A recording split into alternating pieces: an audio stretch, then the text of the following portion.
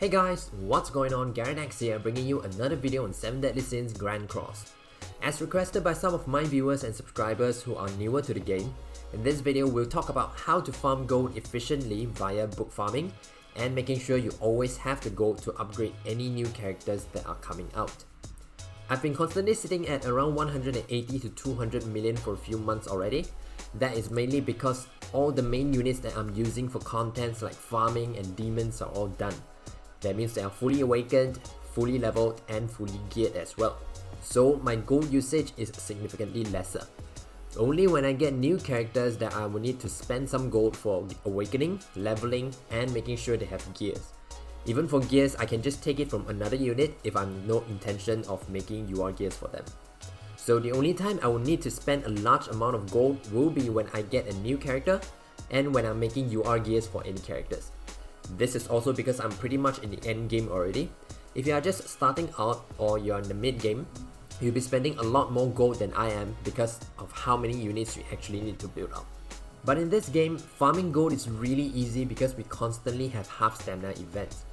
Every alternate week, we will have half stamina for boss battles, free stages and Fort Soghras.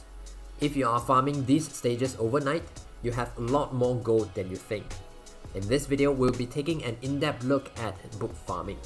If you search for any guides on book farming, they will always recommend going for the red books because this stage is the easiest as compared to green and blue books. Also, there is a really optimized team for this stage, and that is using blue SR Gila, red Hauser, red Gotha and green Merlin on the back.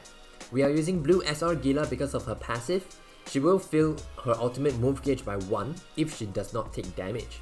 By using this team, you should be clearing at least the first 2 waves without taking damage, so you get her ultimate easily.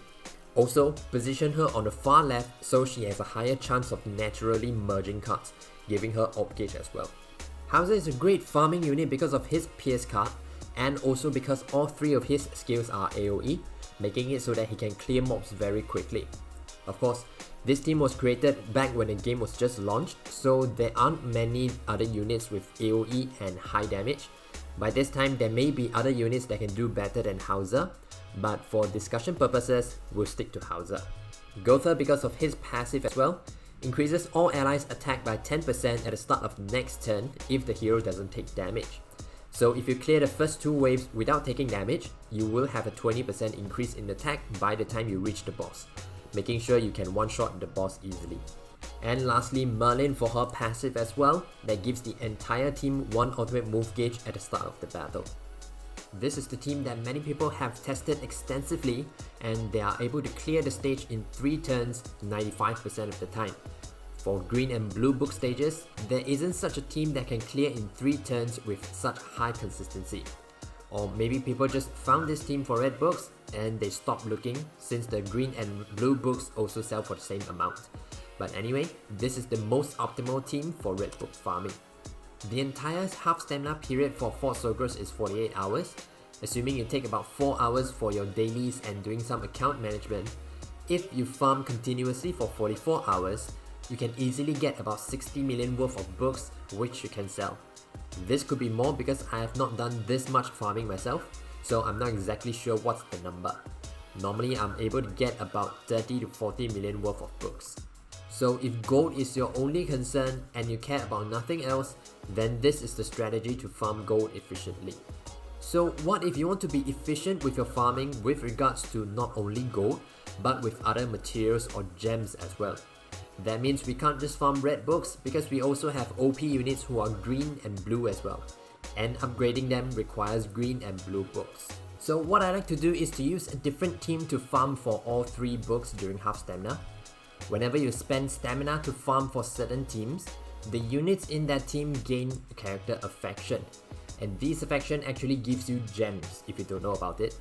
So if you use the same team to farm over and over again, chances are you have already maxed out their affection, and continuing to use them doesn't contribute to your overall affection, which means it doesn't give you gems. So yes, if you keep using Gila, Hauser, Gotha and Merlin to farm red books, you will get a lot of gold very quickly because it's the most efficient team, but you neglect other rewards that you might get. So what I've been doing is, whenever I see the affection of the unit I'm using is maxed out, I switch them out and use another character for farming. So right now I'm using Green Giant DN, Roxy, Shin, and a random character that I want to level up. If you don't know, Fort Sorgrus actually gives you a huge amount of EXP, so you can level up characters easily this way. You can get a UR character from level 1 to level 60 overnight without using EXP food. So during the day, if you use EXP food, you can max out multiple characters. So the benefit of changing up the team is number 1, I can farm up the affections of these characters, which in turn will give me gems.